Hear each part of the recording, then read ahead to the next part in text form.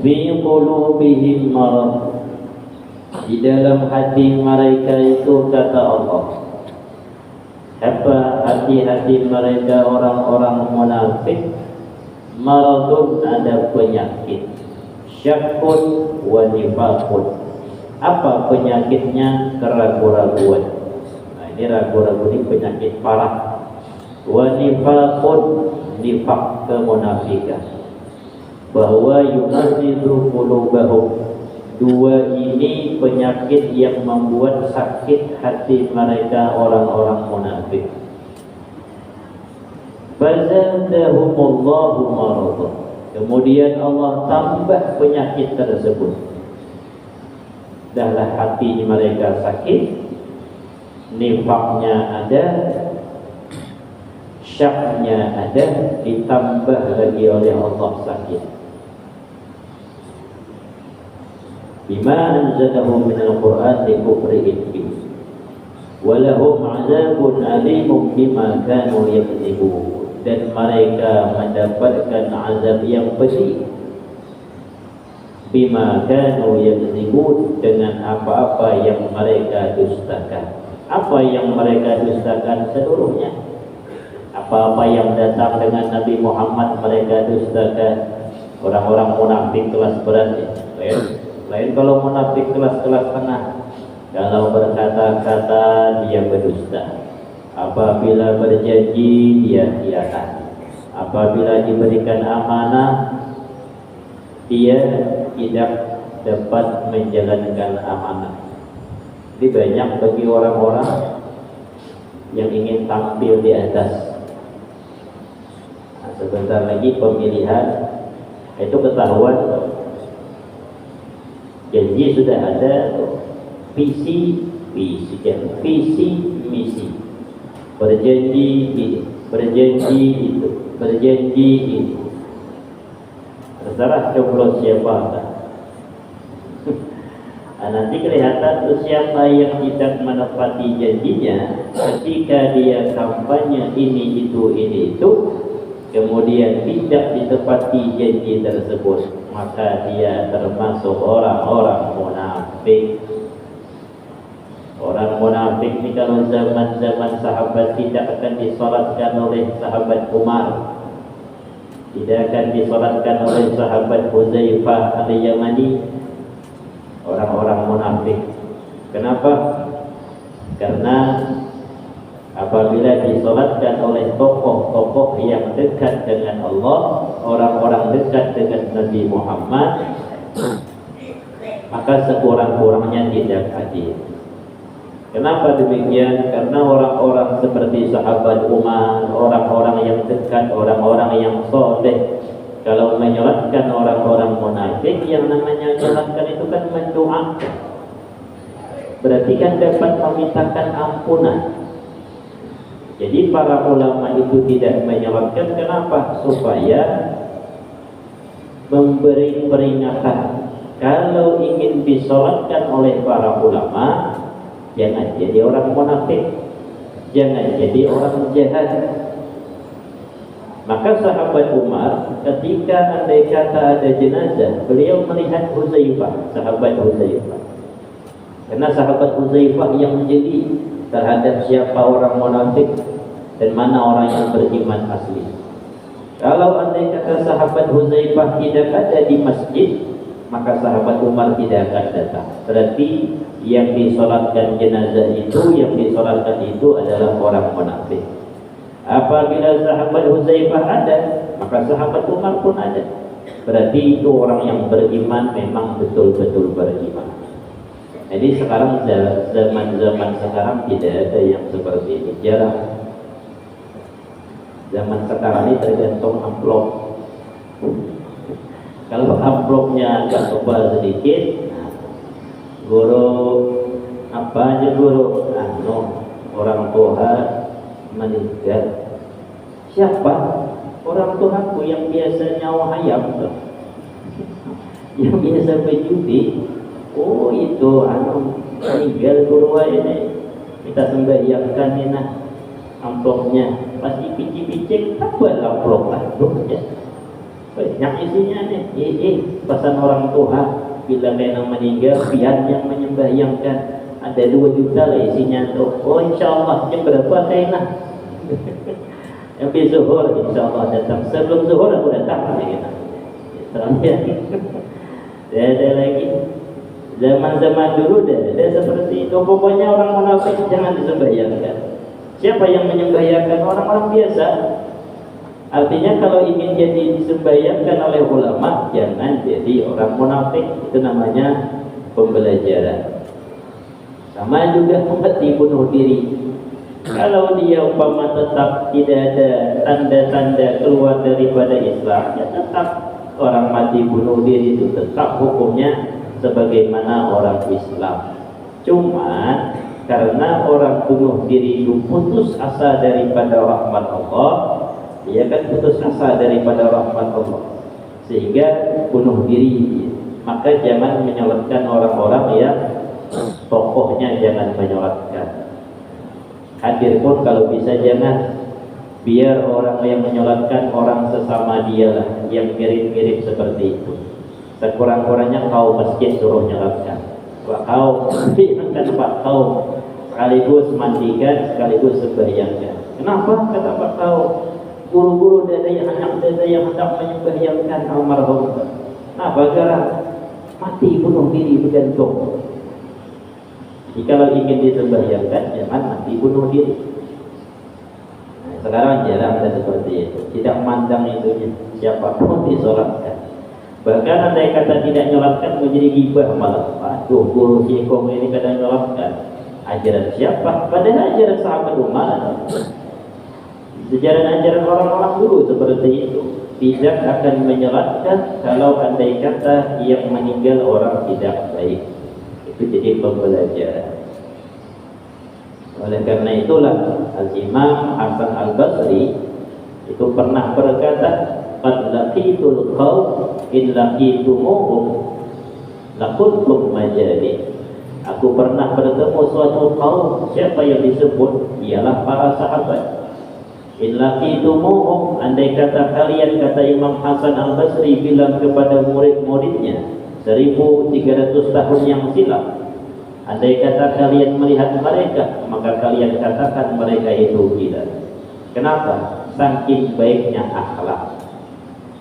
Tapi kata Imam Hasan Al-Basri, wa illa kukum, andai kata para sahabat itu melihat kelakuan kalian sekarang, laqalu syayatin, mereka akan katakan kalian itu syaitan.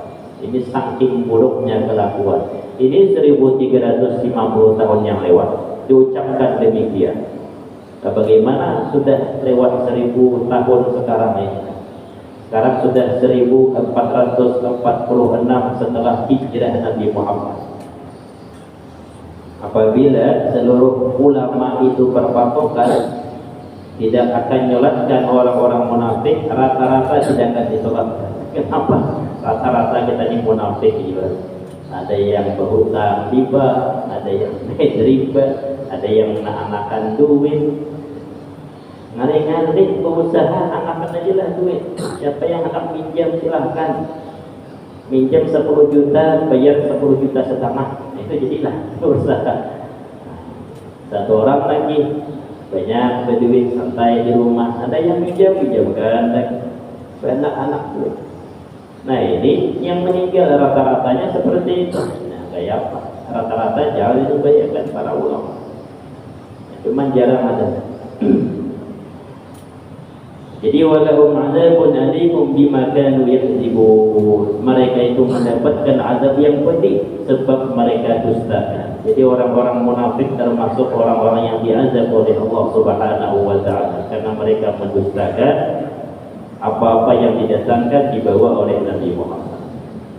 Wa idza qila lahum, jika dikatakan kepada mereka haula wala la tufsidu fil ardh, jangan kalian merusak di bumi. Apa kata mereka? Qalu innama nahnu muslihun. Kami ini memperbaiki malah bukan merusak. Apa yang dimaksud oleh Allah merusak? Kalau mereka tidak beriman kepada Allah, tidak beriman kepada Rasulullah, maka merusak sudah itu. Kenapa? Karena gara-gara itulah bencana akan turun. Jadi merusak. Kalau ingin bencana tidak turun, maka berimanlah kepada Allah, beriman kepada Rasulullah, berbuat baik, maka aman. Tapi kalau tidak beriman, maka akan merusak bumi. Tapi apa yang mereka katakan, qalu innama nahnu muslihun, kami ini memperbaiki malah bukan merusak. Walisa ma nahnu fihi bi fasadin. Tapi Allah Subhanahu wa taala katakan, ala innahum humul mufsiduna walakin la yashkurun. Ketahuilah bahwasanya orang-orang kafir, orang-orang munafik, mereka itu merusak di muka bumi, namun mereka tidak merasa. Mana contoh merusak? Yang bertelanjang di Bali pada merusaklah. Rusak ya. Nah, kayak pisang goreng di pantai Bali itu, di pantai Kuta. Tapi waktu Raja Arab Saudi datang ke Bali itu top 2-3 hari. Itulah orang berduit lah. Orang berduit kalau sudah memainkan duitnya, membentuk Islam itu nyaman. Nah, coba kita datang ke sana, ada cat tutupnya itu. Arab Saudi, Raja Salman datang, tutup dulu. Sunyi pantai itu 3 hari. Tidak ada yang jadi pisang goreng gitu. Berjamur pisang goreng. Merusak. Dudukan di sana, berjemur. Alasannya mencari sinar matahari, berjemur di situ. Bertelanjangan pakai bikini. Tidak ada sumpah kada. Apakah ada merusak diumpati oleh orang Islam? Kada senyap ada orang luar. Gara-gara itu diikutilah oleh anak-anak gadis, oleh orang-orang Indonesia juga, yang artis-artisnya ditanya agama apa, Islam, tulang ke Bali, umpat juga pakai bikini, jadi pisang goreng juga di sana, dudukan, bertelanjang karena jemur sinar matahari. Orang sana tuh jemurnya putih, terlampau putih, hendak menghirangi awak. Jadi jemurnya awaknya supaya bergirang sedikit. Awak kira jemur tambah girang. Aduh.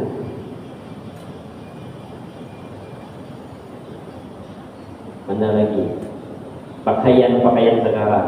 Itu kan ikutnya tren orang luar. Ada pakaian Islami berketat-ketat itu ada. Alhamdulillah lah, bersaing juga. Ada pakaian syar'i sekarang menyebar juga. Dulu anak-anak gadis jarang anak berkaos. Wah, ini mau berkaos, kaos betis tak? Dulu jarang ada yang dapat kaos betis, tupan berkaos betis anak gadis.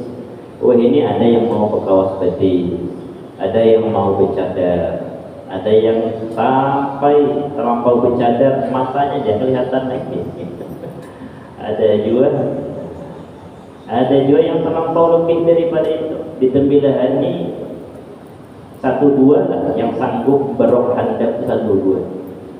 Dada kalau siang dada, ketemunya bila subuh, nah subuh bilang bisa ketemu tuh, pulang ke masjid subuh, nah aja menyalip beginian berdua berok handap. Nah kalau subuhan kada guring orang nih, subuhan ada yang berok handap di atas khutbah orangnya ada.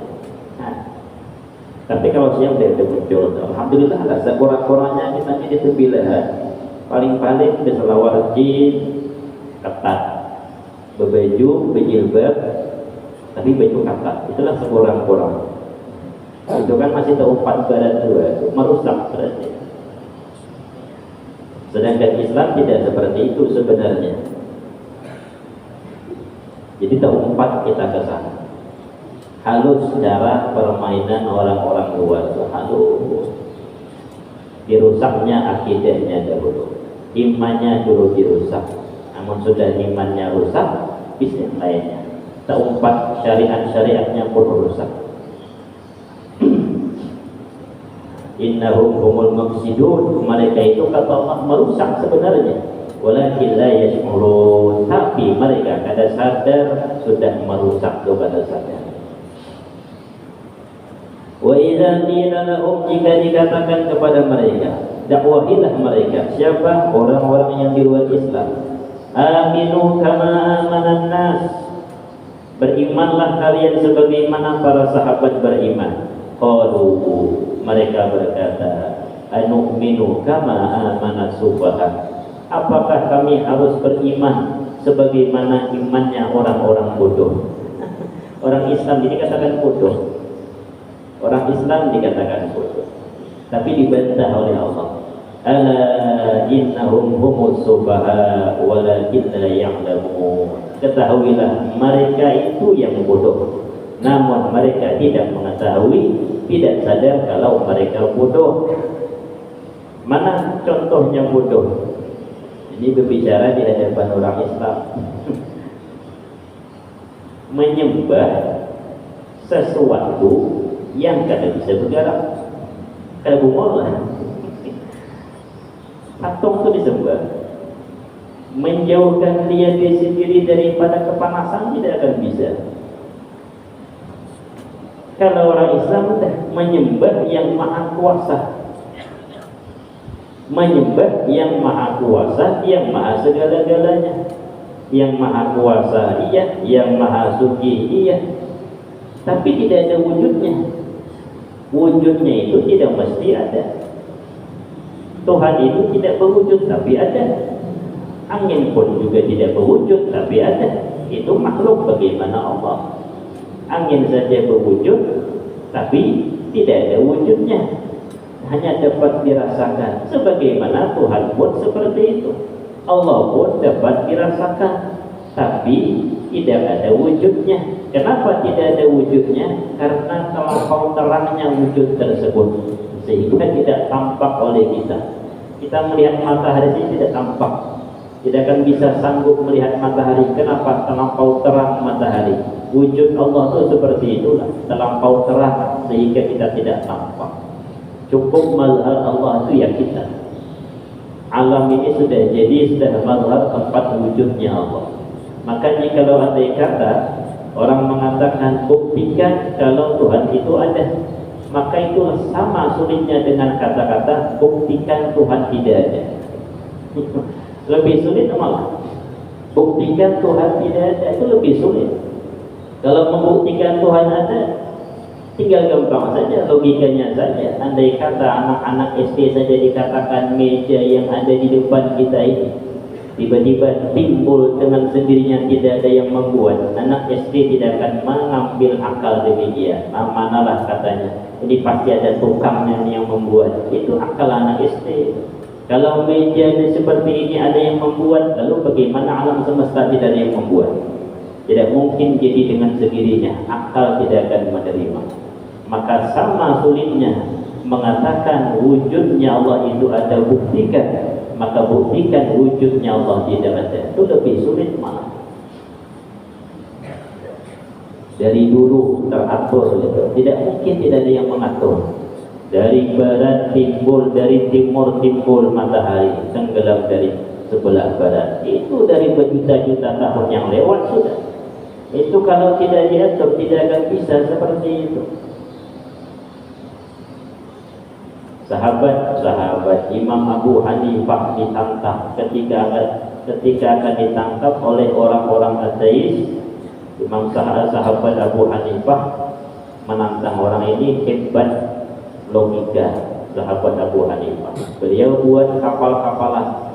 Andai kata aku buat kapal-kapalan, kemudian kapal itu kuletakkan di tengah laut, kemudian kutunjuk satu arah, kapal ini akan sampai di tempat itu. Apakah bisa? Kata sahabat Abu Hanifah.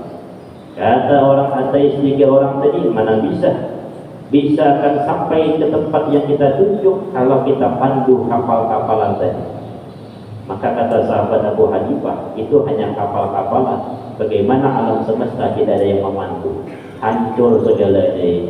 Tidak akan bisa teratur bulan terbit, kemudian siangnya matahari terbit, pasti akan tergerakkan. Masuk ke dalam akalnya orang ateis, masuk dalam agama Islam.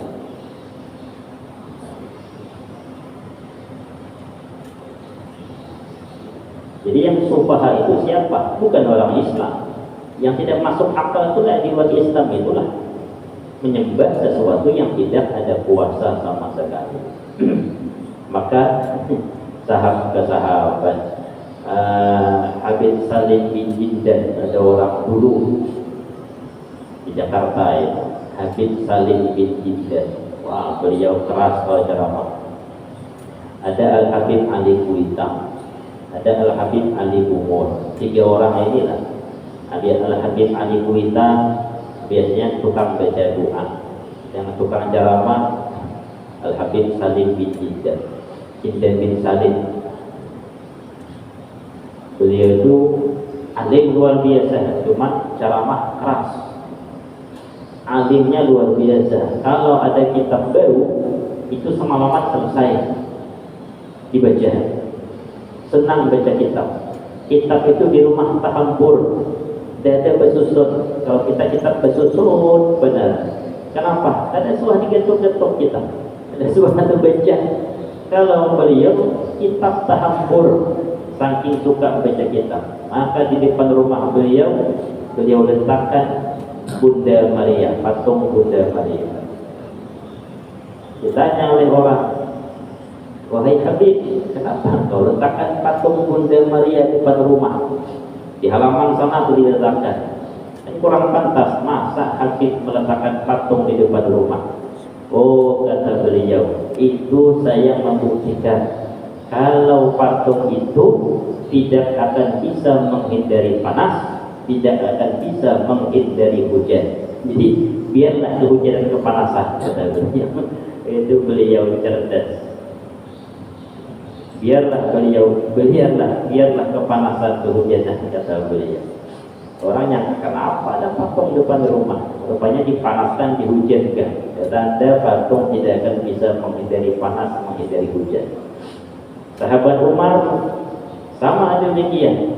Ketika sudah masuk Islam, baru beliau kadang-kadang melamun, kadang-kadang menangis, kadang-kadang senyum. Kapan beliau menangis? Beliau ingat pernah mengubur anak perempuan hidup-hidup. Nangis beliau. Bayangkan anak perempuan, anak surahan, tidak sanggup membesarkan. Kenapa? Aib. Andai kata dibesarkan, maklumlah zaman jahiliyah, agama Islam tidak ada.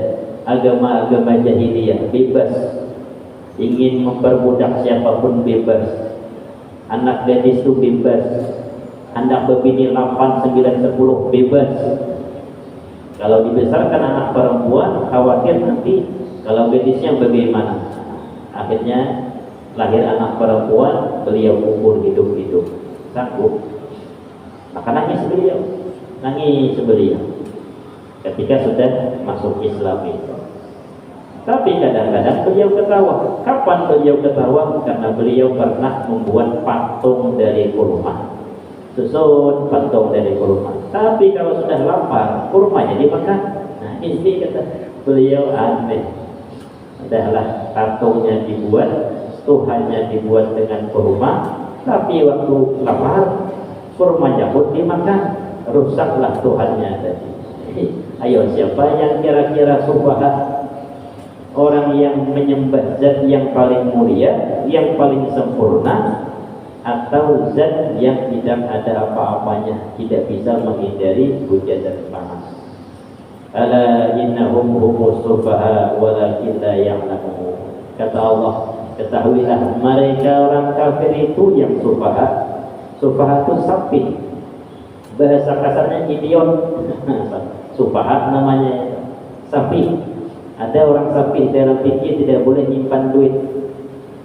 Yang tidak boleh nyimpan duit itu anak-anak, jangan disuruh nyimpan duit banyak. Yang kedua sapi itu akalnya idiot. Bahasa kasarnya kalau sekolah luar biasa. Yang ketiga, orang yang bangkrut jangan nyimpan duit, suruh nyimpan duit bininya sudah. Yang bangkrut ini berarti tidak pandai berdagang. Ini dilarang nyimpan duit. Dilarang mentasarufkan duit kecuali hanya sedikit untuknya. Jadi kalau andai kata ada laki-laki berusaha bangkrut, berusaha lagi bangkrut, maka dia jangan nyimpan duit. Suruh nyimpan duit bininya. Bini yang jadi kepala jadinya, kepala rumah tangga. Yang laki jangan lagi itu bisnis gantian. Kadang-kadang yang pintar yang bini malah berbisnis. Yang laki kasih modal 100 juta, habis 100 juta, kurang bisa berdagang. Modal habis, untung tidak ada. Nah ini bangkrut namanya. Jangan dikasih duit, kecuali duit hari-harian, sekian merokok. Nah itu yang nyimpan duit siapa? Bini nyimpan duit. Nah ini bang, duit rokok 7.000, nah cukup rokok Batam, jangan pakai rokok Surya, itu mahal. Selama dia yang memegang duit, Surya yang dipakai apa? Takut. Berdagang tetapi halal, rokok Surya. Nah ini namanya orang yang tidak bisa menyimpan duit. Suruh bini nyimpan duit, dia yang mengatur. Dan ini rokok sehari 7.000. Nah kita jual rokok ke Jalangan. Sekarang duit ada 10 juta. Ah kita jual rokok. Abang tukang sebatkan rokok. Tapi yang tukang mohon akunya yang bini. Nah itu baru bisa. Termasuk sapi jangan disuruh megang duit, tidak akan selesai. Orang yang otaknya di bawah. Takor nanti. Nah, orang Islam itu disebut oleh orang-orang di luar Islam sapi, sufaha. Tapi Allah bantah, yang sapi itu, yang sufaha itu bukan orang Islam, tapi orang yang di luar Islam. Logikanya ya seperti itu. Dia menyembah, yang disembah hanya patung, sedangkan kita menyembah Zat yang Maha Kuasa. وَإِذَا لَقُوا الَّذِينَ آمَنُوا قَالُوا آمَنَّا. Apabila mereka bertemu kepada orang-orang yang beriman. Siapa? Orang-orang munafik tadi. Qalu amanna. Mereka mengatakan kami beriman juga kepada Allah. Tapi wa idza khalu ila syayatinihim qalu.